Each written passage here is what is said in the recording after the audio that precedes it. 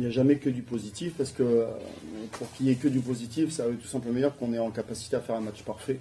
Et un match parfait, ça n'existe pas. Donc il y a toujours des motifs d'insatisfaction, il y a toujours des choses à revoir.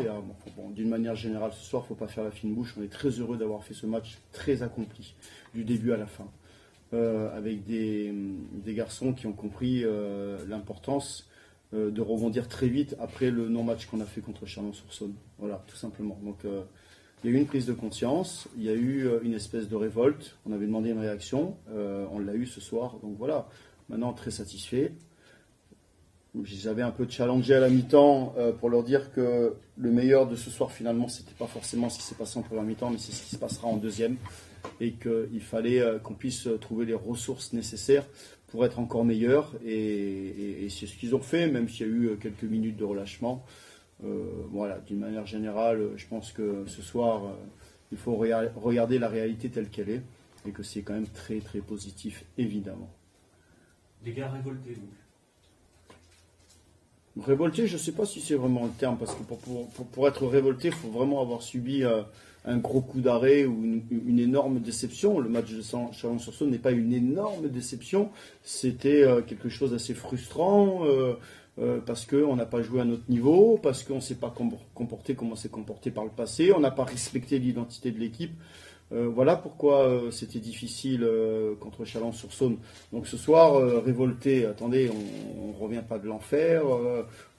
Voilà, il faut rester mesuré, je pense. C'est le propre de l'homme, comme disait notre grand philosophe Sartre. Voilà, rester mesuré.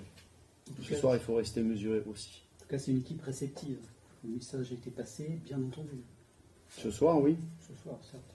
Voilà, ce soir, oui. Ce soir, on avait aussi à cœur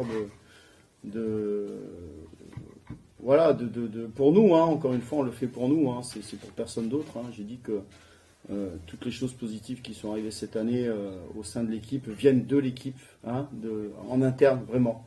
Et qu'il ne fallait pas attendre finalement de l'entourage proche de l'équipe ou d'autres choses pour qu'on puisse nous donner finalement ce que l'on recherche et ce qui nous fait vivre.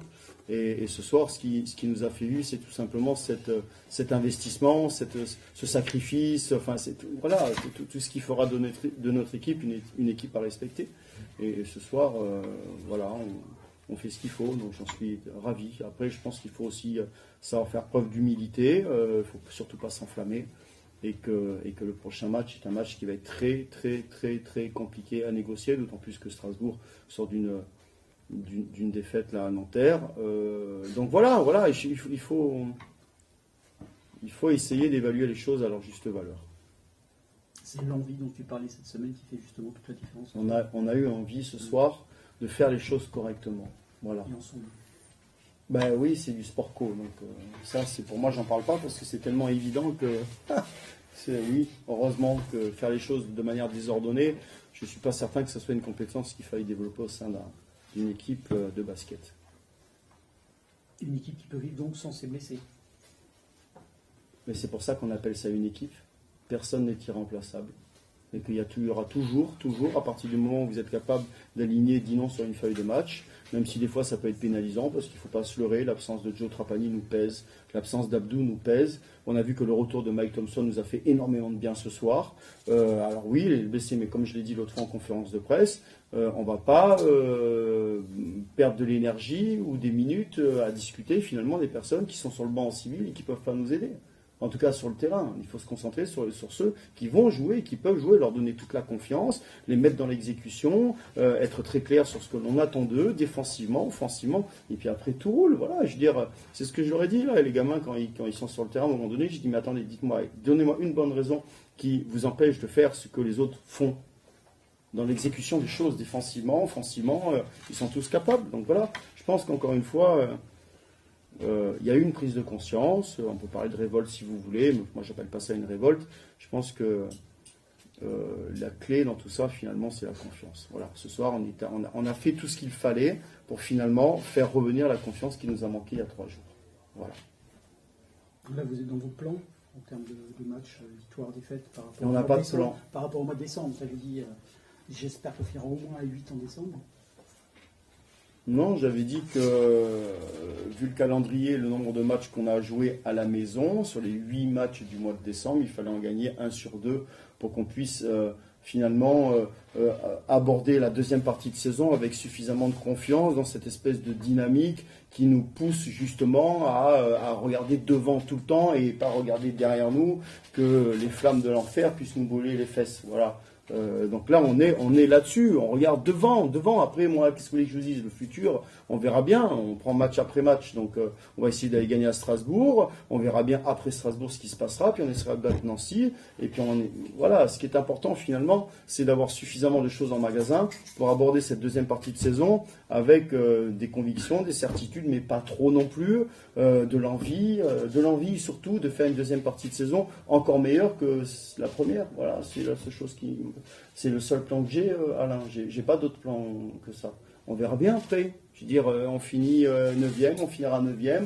Je ne veux pas finir 17e. Voilà, ça c'est sûr, c'en est hors de question. Voilà, s'il y a peut-être le seul objectif, c'est de finir au moins 16e du championnat cette année. Mais j'ai pas de. Voilà. Quand on voit le parcours, 16e, tu n'y crois pas tout à fait quand tu dis ça. Ah, mais moi. Je sais que tout peut t'arriver, mais. Ouais, alors justement, tout peut t'arriver. Je suis désolé. Cette équipe a un joli petit potentiel. Mais Alain, depuis le début, je le dis, avant même le premier match de championnat, avant même le premier match de saison régulière, je mens un peu quand je dis ça, parce que j'ai attendu 2-3 matchs de pré-saison pour dire on a construit une équipe de mecs en qui on croit vraiment. Je le dis, je n'ai pas raconté de conneries au début. Ces mecs-là ont du potentiel. Le truc, c'est quand même de réunir ce potentiel-là et finalement de faire une équipe qui arrive à avoir des repères, des habitudes de jeu, qui ait une hiérarchie bien claire pour tout le monde, qu'elle soit acceptée aussi de tous et que ça puisse durer dans le temps. Ça peut être très bien en début de saison et ça peut aussi s'écrouler en deuxième partie de saison. Ça, j'ai déjà vécu. Donc voilà. Après, il faut veiller au grain quotidiennement. Moi, le match de Chalon-sur-Saône, même si ce soir on a fait un très bon match de basket, je l'ai en travers de la gorge. Ça veut dire que finalement, je pense qu'on a raison de rester très prudent. On a raison de se remettre en question tous les matins, les lendemains de victoire ou les lendemains de défaite. Qu'il faut toujours repartir, pas de zéro, mais quand même garder à l'esprit que tout n'est pas acquis et tout n'est pas définitivement acquis. Après, on est dans une dynamique aussi qui nous permettrait d'envisager peut-être tout simplement de rester dans cette même dynamique-là. Voilà. C'est tout. Si on a la chance de finir les matchs allés à 9 victoires, il faudra faire, et c'est pas gagné, il faudra faire 9 victoires sur les matchs retour. Le challenge, il est là. T'as pensé quoi de l'entrée d'Hakim ce soir? Très bien. Très bien. Très bien. Ouais, il est allé, lui alors, comme il n'y en a pas beaucoup ce soir, mais lui, il est allé chercher la confiance. On l'a vu sur des prises d'initiative, et sur de l'engagement. Voilà, ouais, non, bien. C'est loin d'être parfait, mais bien. Très bien, et puis dans le collectif, il n'a pas forcé les choses, des deux côtés du terrain, propre. 98 points, c'est toujours bon à prendre. Pour Cholet? Non. On marque 80. Je sais pas, il y a des articles dans les journaux qui font des pages entières sur la maladresse, le machin, le ci, le pourcentage, le machin, le sous, je sais pas. Nous on joue au basket pour marquer les paniers. Quand ça tombe dedans, on est très heureux. Quand ça tombe pas dedans, il faut essayer de trouver la manière, sans être adroit, d'essayer de gagner un match. Voilà, c'est tout. 98 points. Bien sûr que c'est bien de marquer 98 points. Parce que c'est du spectacle et qu'il y a quand même des familles qui viennent au guichet, là, avant le match, payer des billets pour voir un spectacle. Donc, quand vous marquez des points, vous faites du spectacle. Après, il y a des personnes aussi qui apprécient une équipe qui défend correctement, qui apprécie un joueur qui se sacrifie sur un passage en force, qui va contrer, qui prend des rebonds, qui se jette sur un ballon. Le spectacle, il est partout. Marquer des points, ça fait partie du spectacle. Ça met aussi en évidence tout notre potentiel offensif avec cette équipe-là. Ça donne de la confiance, évidemment, et à Strasbourg, on en aura grandement besoin. Mais marquer des points, ça veut dire d'autres choses aussi. Ça veut dire qu'on a été capable ce soir, dans un bon tempo, dans un bon timing, dans l'exécution des formes de jeu, de décaler les joueurs et de les trouver au bon moment. Voilà, c'est ça que ça veut dire. C'est pas des choses tirées par les cheveux, des shoots sur un pied à la dernière seconde de la possession, etc. Voilà, je suis très attentif finalement à ce qu'on dit exploiter le potentiel. Exploiter le potentiel, c'est tout mettre en œuvre pour justement qu'on puisse mettre notre potentiel dans les meilleures conditions de réussite. Voilà. Alors quand vous êtes coach et que vous avez cette certitude d'avoir tout fait correctement pour mettre vos joueurs à fort potentiel offensif dans les meilleures conditions pour qu'ils puissent marquer, ça veut dire que votre équipe, elle est à l'écoute, elle est disciplinée et elle sait exactement ce qu'il faut faire pour marquer des points. Voilà. Pour moi, la satisfaction ce soir, elle est là. Et ça me met en confiance.